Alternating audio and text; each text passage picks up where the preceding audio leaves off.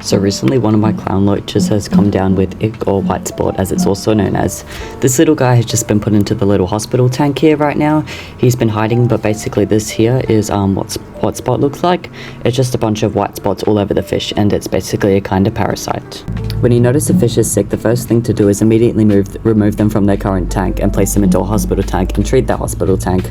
In this case, I am using Blue Planet's white spot remedy. On the back here it has all the measurements. It's 5 mils per 20 liters like most fish meds, and we are going to want to treat this hospital tank as soon as possible as well, and also remember to remove all the filters or else this treatment will be ineffective. Our second step is to find out what exactly caused this problem. White spot is caused by stress, overcrowding, temperature changes, and introducing new fish. As none of these factors are true to my tank, the last option is to test our water quality. So that means we get our test kit and our 4 little test tubes. Make sure you wash out your test tubes, as they could have residue of past chemicals that were in there if they were not washed out last time when you used them. Then I just like to rinse them again in the tank water to get rid of any of the tap water on them. Then we have to fill up our test tubes, the little 5 mil mark, and personally I like to use a little syringe because it's a lot easier to fill it up and get it more accurate. Now that we have all our bottles out, you need to remember that some of the bottles are 2 bottles for 1 test tube. They will be marked bottle, #1 and bottle, #2. And then on the side of it is basically how many drops you need from each bottle into the test tube. So this here is the sheet they give you with the kit, and I mark roughly where the levels should be sitting at. pH should be 6.5 to 7.5, and ideally these other 3 should be at 0. So if we look at here, my nitrite level is currently at 0 parts per million, so that's pretty good. Then we get our pH bottle, and that is sitting at a, well, let's just say is a good level, it's in between. Second to last we have our nitrate bottle over here. And it's looking a bit, well, it's looking as slightly too high, so we're going to have to do a water change on that. Last we have our bottle of ammonia, and it's also looking a tiny bit too high. Our high nitrate levels are normally from a buildup of too much waste, and since clown loaches are bottom dwellers, they're more prone to getting sick from this, which this could sort of explain the white spot. So to get rid of the waste, we need to do a water change and vacuum the bottom of the tank. Over here we've got my trusty handy dandy Bunnings bucket and my siphon to clean the tank with. So just put the siphon in the water. There's lots of different techniques to get the siphon working, but normally I just like to chuck it around a bunch, as you'll see me do, and the water sort of just magically flows down. I'm not sure how it works, but it works, it gets the job done. There we go, now we got the water flowing again. And it's pretty self-explanatory. You just go around with the siphon and just sort of just sucking up all the waste with the siphon. Just make sure you don't suck up any fish. I found that out the hard way, but fish will go through the siphon and they will get a bit mangled, so I don't recommend sucking up fish with it. Unfortunately, it was one of the tanks I look after, so it wasn't my tank, and the tank was full with about 100 baby guppies, so it didn't really matter if you lost one.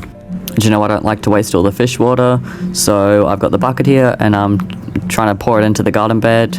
Right now it's more of a weed bed, there's not really any plants in there, but yeah, I'd rather the water some weeds than go down the toilet. It's a bit more sustainable as well. That's always good. And not everyone has a garden bed, so you can always just chuck it out on your back lawn, your front lawn, or go water some of the council's lawn. The fish poo is good for them too. And always make sure to bring along a little friend to tip out the water. He seems to feel like he's helping. Then once we've done about a 25% water change, we need to fill the tank back up with water. So go to your tap and just fill your Bunnings bucket, handy dandy Bunnings bucket, up with some water. Then we take the bucket back to wherever your fish tank is, say hello to the ratties, and start pouring some water into the tank. Now you're going to need your water conditioner. Usually I'll use Prime, but for today we're going to be using Stress Coat Plus, because it will just help with the fish's overall coat. And if you have an axolotl, do not use Stress Coat. Stress Coat contains aloe vera. It is toxic to axolotls, so just stick to Prime for that. I like to add my water conditioner as I'm adding the water to the tank, because if I add it all to the tank, then I don't really remember how much water I put into the tank. My maths is not very good, so I just sort of add it to the bucket as I go. As the bucket's 20 liters, it's about 10 liters, so it's easy to measure. And after adding all the water back to the tank, you are going to have some craters like this, so you're just going to have to fix them. So this here was the clown lurch that did unfortunately end up passing in the filming of this video. So this little guy was on the white spot remedy for about 3 to 4 days. After that, he developed a fungal infection, and then I was using broad spectrum remedy, which treats fungal infections, but by the time he got the broad spectrum remedy, I think it was a bit too late for him, so there wasn't really much I could do. So it was kind of weird. This guy fully recovered from white spot, then about a day later he got this really bad fungal infection. I was also using, stress coat on him, and that's just the white spot remedy there again. So yeah, unfortunately with clown loaches, it is quite common for them to get something, then fully recover from it, then get some sort of fungal infection again. But what's the fish past is the only thing you can really do about this is working out how you can prevent this from happening again. So yeah, just make sure you do water changes every couple of weeks, because it's very important.